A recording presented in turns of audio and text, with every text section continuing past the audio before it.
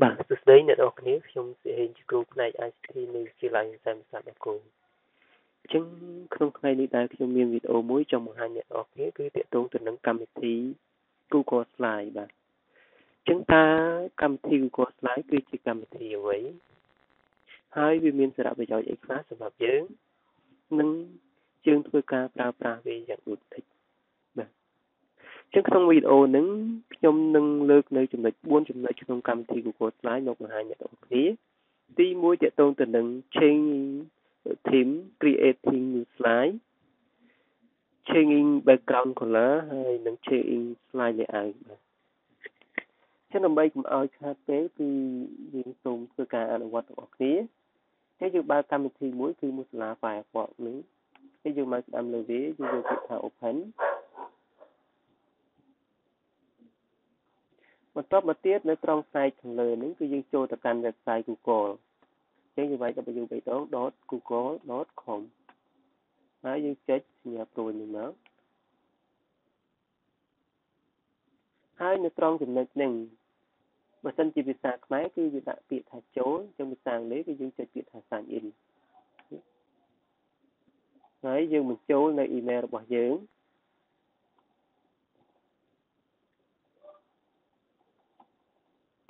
បាទ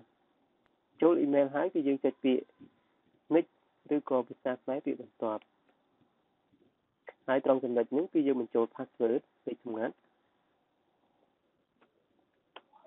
ហើយយើងចុចពាក្យថា sign in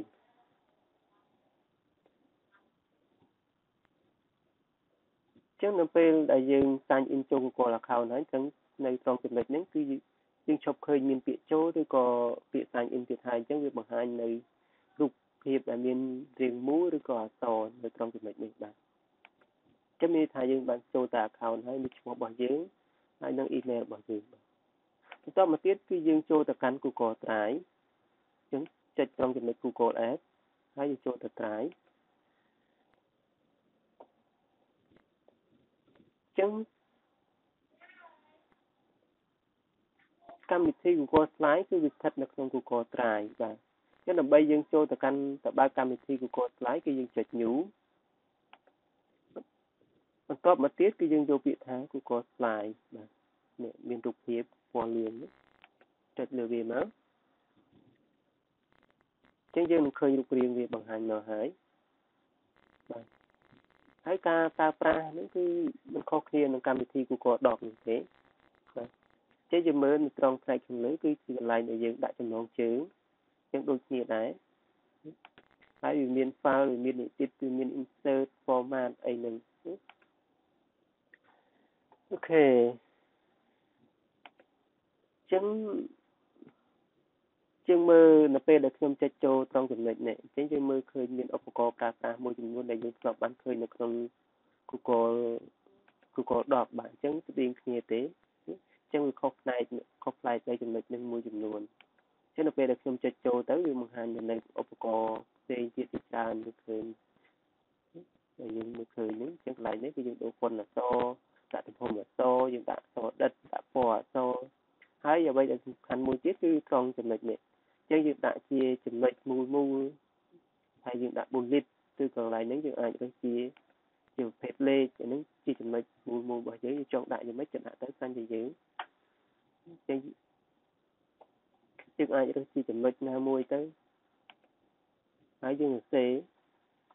ហើយពេលយើង enter ទៅវាជាប់ចំណុចទី2អញ្ចឹងហោហាទៅ3ទៀតទៅអានេះយើងគេហៅថាដាក់ជា bullet បាទអូខេឥឡូវយើងចូលទៅដល់ចំណុចដែលយើងត្រូវរៀននេះម្ដងអញ្ចឹងទី1គឺការ change theme នេះថាការផ្លាស់ប្ដូរទៅនឹងគំរូមួយផ្លាយគំរូដែលមានស្រាប់បានអញ្ចឹងដើម្បីយើងធ្វើការផ្លាស់ប្ដូរ theme នេះខ្ញុំសូមដូរទំហំអក្សរនេះបន្តិចទៅកុំឲ្យធំពេកបាទអញ្ចឹងដើម្បីយើងធ្វើការផ្លាស់ប្ដូរ theme អញ្ចឹងយើងមើលមកផ្នែកខាងនេះអញ្ចឹងគេដាក់ពាក្យថា theme អញ្ចឹងយើងមើលមានគំរូស្រាច់ឲ្យយើងចង់ប្រើប្រាស់គំរូណាក៏បានដែរយើងមានទីពណ៌ខ្មៅអក្សរពណ៌រាងសទៅអញ្ចឹងមានគំរូបែបនេះអញ្ចឹងឬចង់បានជាគំរូបែបនេះអក្សរឬខិតមកទៀតអញ្ចឹងឬ có trong ban mau còn đào đẹp ní, có dương mơ một rau tiệt, chẳng dương là khơi cùng chỉ ra tiệt thì dương trong bàn, chẳng út họ còn vô chạch vô cùng rung mình chốc,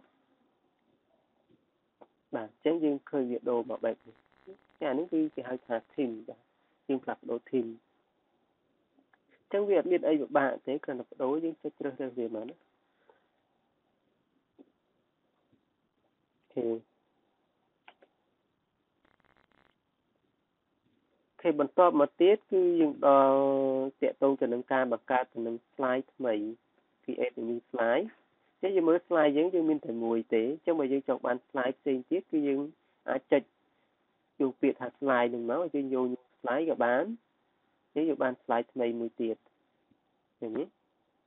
មួយទៀតឬក៏យើងអាចចុចសញ្ញាបូកកន្លែងនេះក៏បានចឹងយើងចុចទៅហោហែទៅយើងចង់បានប្រហែល slide យើងចុចវារហូតមកណា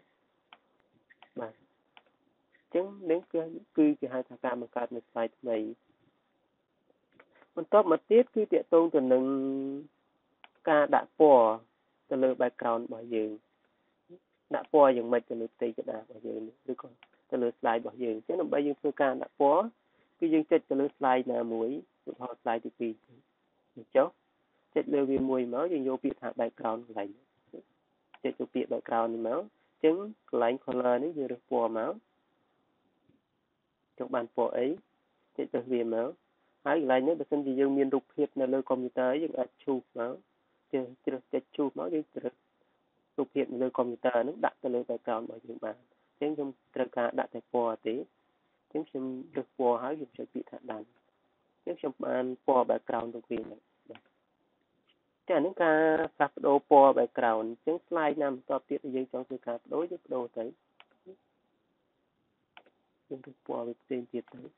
ហើយយើងចុចកាន់ទៅអូខេចុងក្រោយគឺតាក់ទងទៅនឹង change slide layout តើ slide layout រូបរាងវាយ៉ាងម៉េចអញ្ចឹងខ្ញុំឲ្យអ្នកទាំងអស់គ្នាមើលទាំងអស់គ្នាអញ្ចឹងដើម្បីយើងធ្វើការផ្លាស់ប្ដូរ slide layout យើងចុចទៅលើ back slide ណាមួយដែលយើងចង់ធ្វើការផ្លាស់ប្ដូរវាអញ្ចឹងឧទាហរណ៍ slide មួយនេះអញ្ចឹងយើងមើលទម្រង់វាបែបនេះអញ្ចឹងនៅពេលដែលយើងចង់ធ្វើការផ្លាស់ប្ដូរ slide layout គឺយើងមកចុចក្នុងចំណុច layout នេះហើយយើងរើសគំរូចង់បានគំរូយ៉ាងម៉េចឧទាហរណ៍ថាខ្ញុំចង់បានជាលក្ខណៈ title and column អញ្ចឹងខ្ញុំទៅវាមួយមកអញ្ចឹងយើងឃើញយើងបានចំណងជើងហើយនឹង column 2មានថាយើងបានពណ៌2អញ្ចឹងបើយើងចង់ដូរឲ្យផ្សេងទៀតយើងចុចលើ slide របស់យើងនេះមកហើយយើងទៅលើឲ្យយើងចង់បានជាលក្ខណៈបែបណាចង់មក